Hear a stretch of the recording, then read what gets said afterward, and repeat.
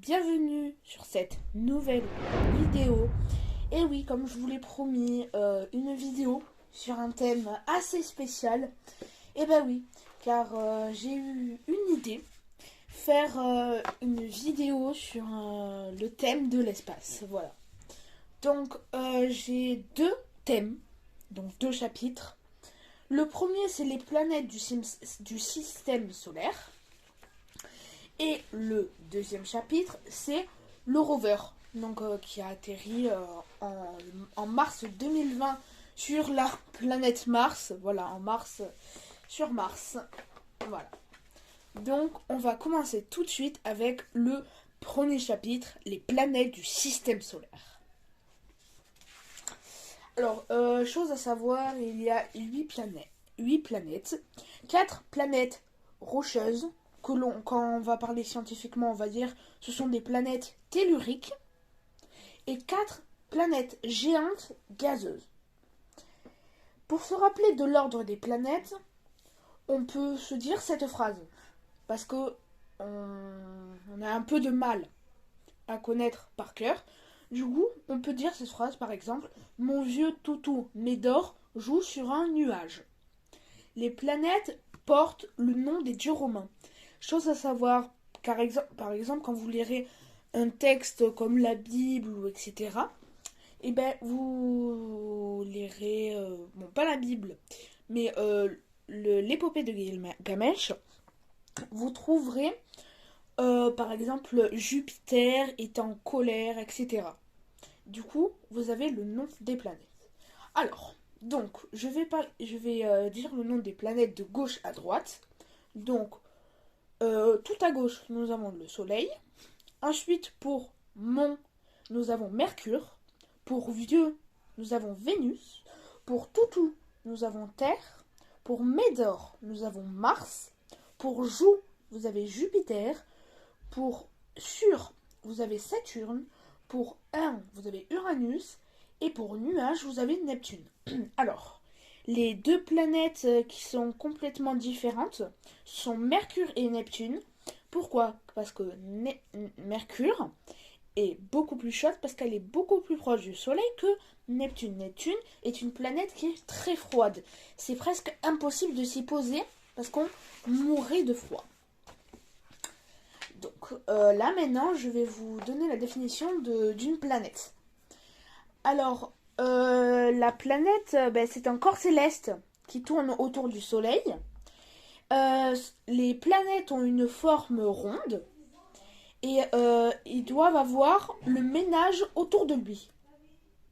Donc, je vous expliquerai peut-être après, si j'arrive à m'en souvenir, de vous dire qu'est-ce que le ménage autour de lui. Donc, aussi, chose à savoir, depuis 2016, Pluton est une planète naine, car il y a plein d'autres corps célestes autour d'elle.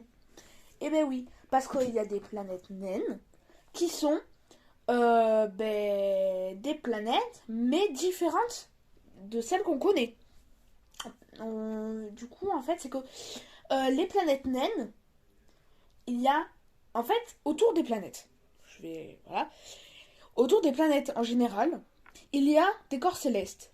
Mais autour de Pluton, donc autour des planètes naines, on va retrouver beaucoup de corps célestes. Donc c'est ce qui fait la différence des planètes naines et des planètes entre guillemets normales. Je vais répondre à une question qu'on se pose souvent. Pourquoi les planètes tournent autour du Soleil? Grâce à la force d'attraction ou la force de gravité, c'est la même chose, c'est le même mot. Mais c'est juste que c'est un peu plus facile de dire force de gravité, on connaît tous. Donc, grâce à la force d'attraction, le Soleil, qui a une masse très lourde, attire les planètes moins lourdes. Car vous savez que le Soleil est énorme. Et que les planètes sont plus petites et moins lourdes. Donc c'est pour cela qu'elles tournent autour du Soleil, au lieu de partir loin dans l'espace. Parce qu'elles sont attirées par le Soleil. Voilà, ça c'est la force de gravité. Bon, si vous ne l'avez pas vu, c'est pas grave, vous le verrez plus tard à l'école. Bon, ensuite, je vais parler des différentes planètes et leur temps de rotation. Donc, chaque planète effectue une rotation et une révolution. Je vais vous donner la définition de rotation. Chaque planète tourne sur elle-même, comme une toupie autour de son axe invisible. Donc ça, c'était pas trop la définition, mais la rotation, c'est quand on tourne. Voilà. Par exemple, les planètes, elles tournent autour du Soleil. Donc, en exemple, la Terre met 24 heures pour tourner autour du Soleil. Mais alors que Jupiter met moins de 10 heures pour faire le tour du Soleil. C'est très peu. Et maintenant, je vais vous parler un peu plus des planètes. Donc, la petite Mercure, c'est la plus proche du Soleil, la plus petite planète de notre système solaire. La température, il fait entre moins 175 à 430 degrés. Donc, soit il fait très froid, soit il fait très chaud, en fait. Donc, la période de rotation, elle met 59 jours pour faire le tour du Soleil. Et elle révolue pendant 88 jours. Ensuite, nous avons Vénus, la brillante, aussi appelée étoile du berger, car elle est très brillante et est la première à apparaître dans le ciel. C'est la première planète à apparaître. Bon. La rotation de Vénus sur elle-même se fait d'est en ouest. On dit qu'elle a une rotation rétrograde, c'est-à-dire à l'envers. La température est de 460 degrés, donc il fait très chaud. Et la période de rotation, elle met 243 jours. C'est énorme, c'est presque... Non, j'allais dire presque une année, mais c'est 365 jours. Non. Et elle révolue pendant 224 jours. Donc, maintenant, je vais passer à notre Terre, la planète bleue. Elle se trouve dans la zone habitable du système solaire. C'est ni trop chaud, ni trop froid. On l'appelle la planète bleue, car il y a plus d'océans et de mers que de terre. Ça, vous le savez forcément que la Terre, on la surnomme la planète bleue. Parce qu'il y a beaucoup plus d'eau que de terre. Même vu du ciel, on voit du bleu. La température est de 15 degrés en moyenne, de moins 89 degrés en Antarctique, à plus de 57 degrés au Sahara. C'est un désert. Il y a un satellite, la Lune, et elle met du coup 24 heures à faire le tour du Soleil. Bon, plus exactement 23h56 minutes et 4 secondes, mais on va se rapprocher, on va dire 24 heures.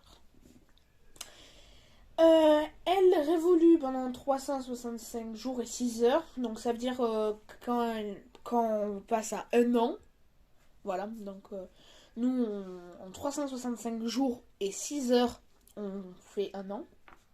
Donc voilà.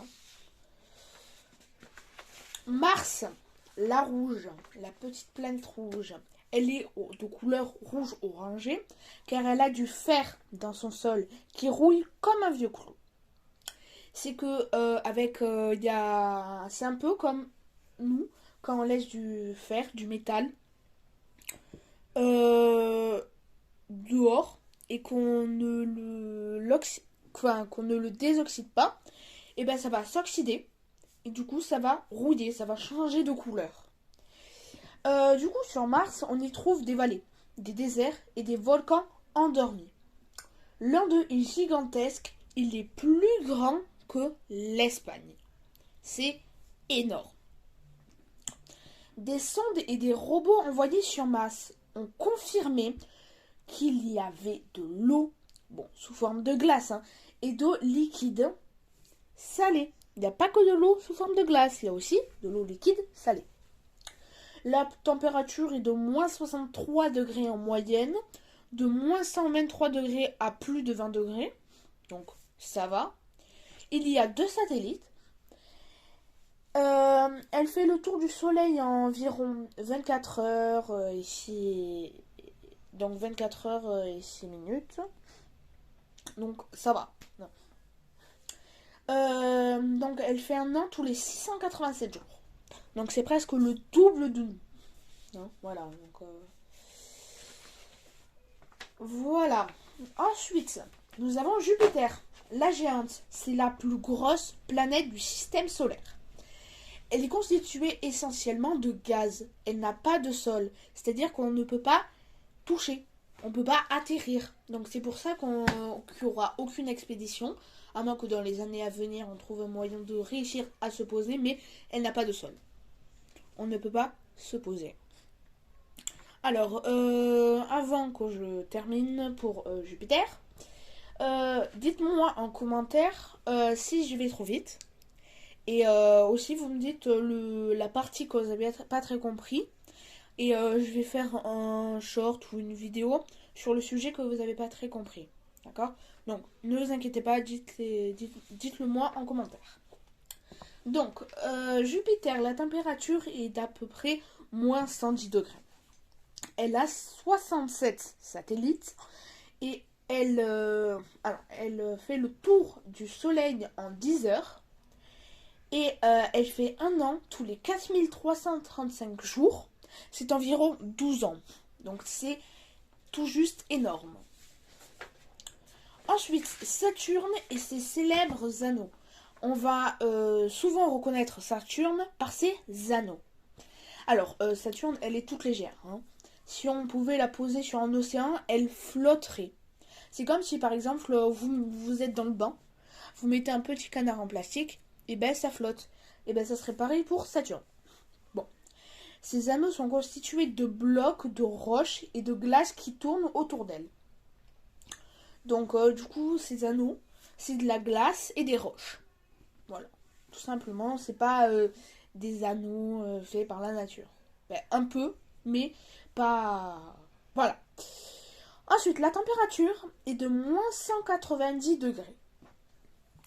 Elle a environ 200 satellites.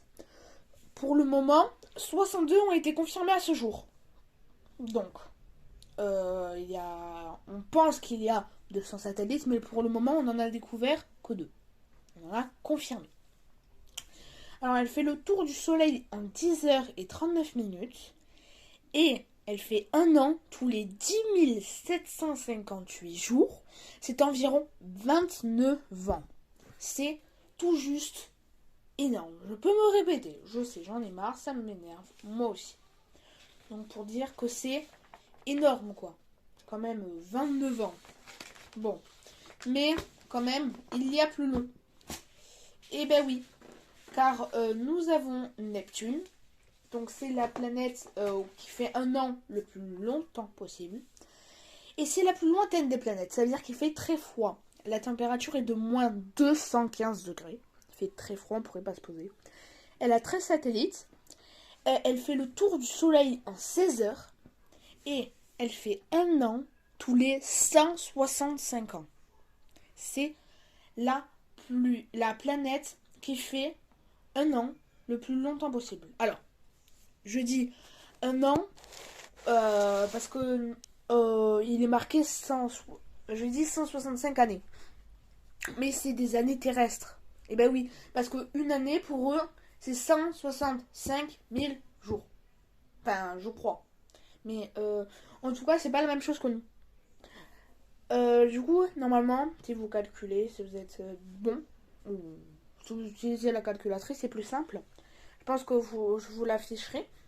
Si vous faites 365 jours, du coup, fois 165, ça vous donnera les jours qu'il faut pour que Neptune fasse un an terrestre.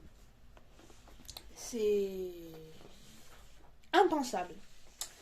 Maintenant, je vais vous parler de Uranus, la planète de travers. Eh ben oui, parce que Uranus, ok, c'est une planète gazeuse, la planète la plus froide du système solaire. Elle porte le nom du dieu du ciel dans la mythologie romaine. Et elle tourne couchée sur elle-même. On ne sait pas, mais elle est retournée. Enfin, elle est un peu sur le côté. Voilà. La température est de moins 220 degrés. Elle a 27 satellites. Elle fait le tour du Soleil en 17 heures et 14 minutes. et elle fait un an terrestre tous les 80 ans et 7 jours. Et du coup 80 années et 7 jours. Hein, voilà. Donc à la fin, je vais vous dire, hein, voilà, les sites sur l'espace que je vous conseille. Il y en a un que j'aime beaucoup, parce que c'est pas très loin de là où je suis. Et du coup, voilà, je vous en parlerai après le sujet du rover. Donc voilà. Donc, on est en mars 2020. On n'est pas actuellement en mars 2020, mais on imagine on est en mars 2020. C'est la nouvelle mission étendard de la NASA. Elle a pour objectif de déposer sur la planète Mars le rover Perseverance, qui reprend l'architecture du rover Curiosity de la mission MSL. C'est ce qui veut dire Mars Science Laboratory. Donc c'est la science en laboratoire de Mars, qui a atterri avec succès en août 2012 et qui depuis explore le cratère Gale. Donc maintenant je vais vous parler du cratère G0. Le 18 février 2021, Persévérance se posera dans le cratère G0, signifie lac dans plusieurs langues slaves. Un bassin d'impact géant situé à l'ouest d'Isidis Planitia, à 18 degrés de latitude nord. Ce cratère fait 45 km de diamètre. Il abrite un ancien delta de rivière qui débouchait, il y a 3,5 milliards d'années, dans un lac. L'ancien système lac-delta du cratère G0 offre la possibilité de récolter des échantillons provenant de roches et de minéraux très variés. En particulier des carbonates. Ces minéraux sur Terre peuvent préserver des traces fossiles de la vie ancienne. Maintenant, je vais vous parler de l'atterrissage. L'atterrissage sur Mars de Persévérance comporte 5 phrases distinctes.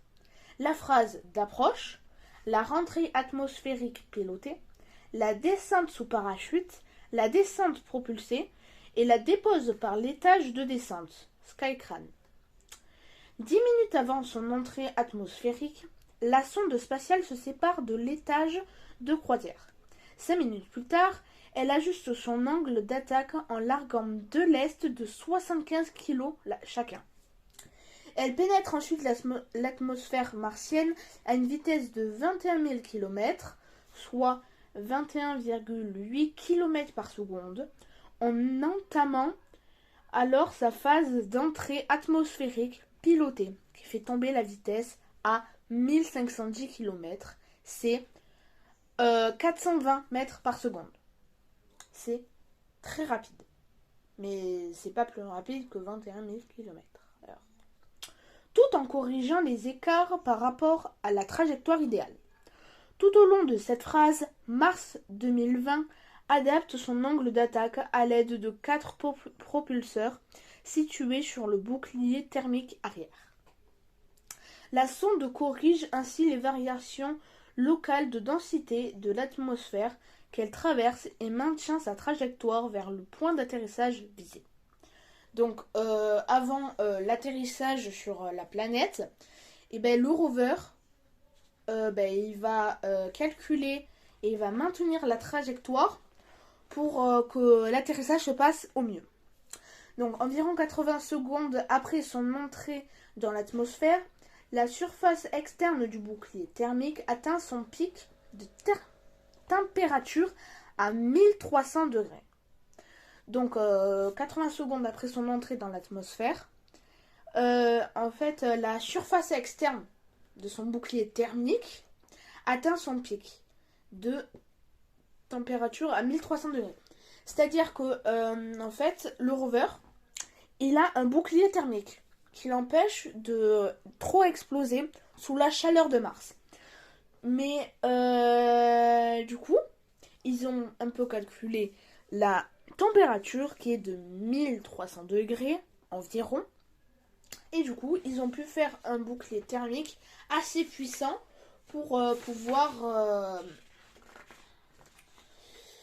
pouvoir atterrir et pas détruire directement le rover alors qu'il vient à peine de se poser. Donc, le parachute d'un diamètre de 21,5 mètres est déployé environ 240 secondes après la rentrée atmosphérique lorsque la sonde atteint approximativement 11 km d'altitude et alors que sa vitesse est encore à de 1510 km/h, 420 mètres par seconde. Alors, je vais vous raccourcir un peu parce que j'ai un peu trop écrit. Du coup, on va entrer dans un sous-chapitre, une précision inégale.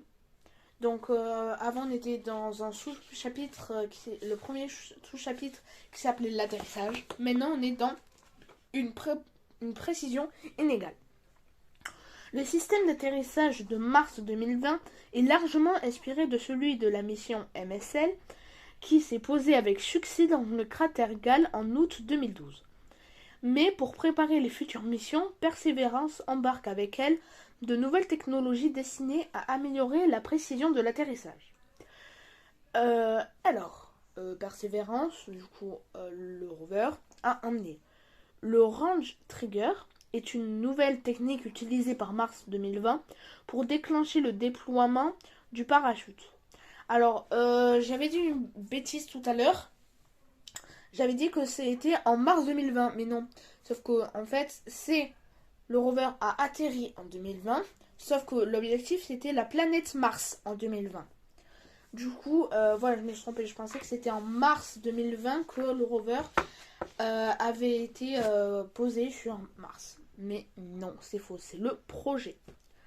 Du coup, pour déclencher le déploiement du parachute, contrairement à MLC, le déclenchement de l'ouverture du parachute ne sera pas conditionné par la vitesse de la sonde, mais par sa distance mesurée par rapport au point d'atterrissage visé.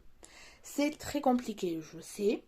Je vais essayer de refaire une vidéo un peu explicative, mais je vais voir. Du coup, cette nouvelle technique réduit significativement la taille de l'ellipse d'atterrissage dont la longueur du grand axe passe à 25 km pour MSL à 7,7 km pour mars 2020.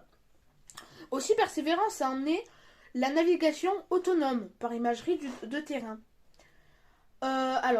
C'est un système de pilotage qui sélectionne en temps réel l'endroit le plus sûr où atterrir. Des caméras pointant vers le sol capturent en continu les images et les envoient à l'ordinateur de bord qui détecte si le site d'atterrissage prévu comporte des blocs de roches trop gros ou des pentes trop importantes. Ce système peut ajuster le point d'atterrissage du rover jusqu'à 600 mètres. La probabilité d'atterrissage réussi passe alors à 99% contre 80 à 85% sans ces techniques. Donc, c'est beaucoup mieux ça. Il y a 1% de chance que l'atterrissage soit un échec. Ainsi, l'ellipse de l'atterrissage de Perseverance mesure 7,7 km par 7,6 km, environ 40 km², soit un peu moins de la moitié de la surface de Paris intramuros. Je ne sais pas ce que c'est Paris intramuros.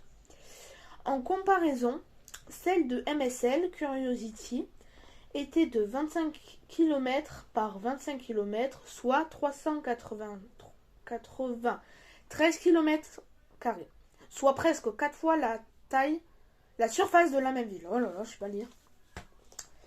Maintenant on va rentrer dans un nouveau sous-chapitre. L'objectif de la mission. Il fallait explorer des environs anciens de la planète Mars afin de déchiffrer son histoire géologique et mieux caractériser son habitabilité passée. Rechercher des traces de vie anciennes en détectant des biosignatures éventuelles sur les sites géologiques sélectionnés. Il fallait aussi préparer l'exploration humaine de Mars en testant des technologies précisant les conditions qui règnent à la surface de Mars, niveau de rayonnement, variation de température, diffusion des poussières, et en améliorant la connaissance des conditions de rentrée atmosphérique. Persévérance est conçue pour collecter des échantillons qui seront récupérés et rapportés sur Terre grâce aux missions conjointes des États-Unis et de l'Europe MSR Mars Sample Return. J'ai un très mauvais accent. Voilà. Prévu pour un lancement de 2026, les capacités d'analyse scientifique des laboratoires terrestres sont bien plus puissantes que celles de ceux envoyés sur Mars. Elles ne cessent de s'améliorer avec le temps. Ces échantillons martiens profiteront donc à plusieurs générations de scientifiques, comme ce fut le cas pour les échantillons lunaires. Du coup, j'ai terminé ma vidéo sur l'espace. Je suis très fière de cette vidéo. Je pense que je vais en poster une autre, pas sur l'espace, mais sur encore un thème spécial pendant les vacances. Vous me direz quand. Voilà, comme ça je verrai. Du coup, comme je vous avais dit, je vais vous proposer des sites à voir sur l'espace. Donc, forcément un site que vous connaissez, c'est Futurascope, Futura Science, la Cité de l'espace, c'est un bon site que je vais aller visiter bientôt. Et d'autres choses, hein. Voilà, donc la Cité de l'espace, Futura Science, Futurascope, c'est tous des parcs d'attractions sur un thème. Donc la Cité de l'espace, c'est vraiment que sur l'espace. Mais Futurascope, vous connaissez, hein, mais c'est pas très espace. Hein, c'est surtout sur le thème lapin crétin. Si vous aimez ça, voilà, c'est parfait. Du coup, je vous dis à la prochaine. Donc, un nouveau short ou une nouvelle vidéo. Je vous dis salut et ciao les potes.